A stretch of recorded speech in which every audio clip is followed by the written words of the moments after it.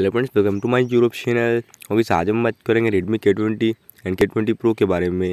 Okay, आज को हमारा टॉपिक है how to use and enable Google assistant features. तो फ्रेंड्स, किस प्रकार से अपने डिवाइस में देखिए आप गूगल असिस्टेंट फीचर्स को इनेबल एंड यूज़ कर पाएंगे। तो वीडियो को आखिरी तक देखिए एंड समझिए। अभी तक आपने हमारे चैनल को सब्सक्राइब नहीं किया है तो प्लीज़ सब्सक्राइब कर लीजिएगा, बेल आइकन बटन प्रेस कर लीजिएगा एंड वीडियो को लाइक कर लीजिएगा। तो फ्रेंड्स, बिना टाइम वेस्ट कर यह वीडियो स्टार्ट करते तो आप सेटिंग्स में जाइएगा एंड यहाँ पे आप आइए एडिशनल सेटिंग्स वाला ऑप्शन पे।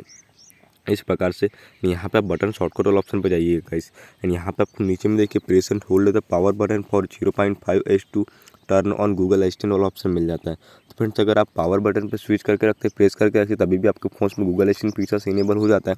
लेकिन सेटिंग्स पे आकर एक फ़ायदा करता है कि आप इसी कुछ इन्फॉर्मेशन पढ़ पाते हैं, उसके बाद आप इसे इनेबल एंड यूज़ कर पाते हैं। तो फ्रेंड्स, ये था आज को हमारा टॉपिक। उम्मीद है फ्रेंड्स आपको वीडियो पसंद होगी। आज के बस इतना ही। Thank you.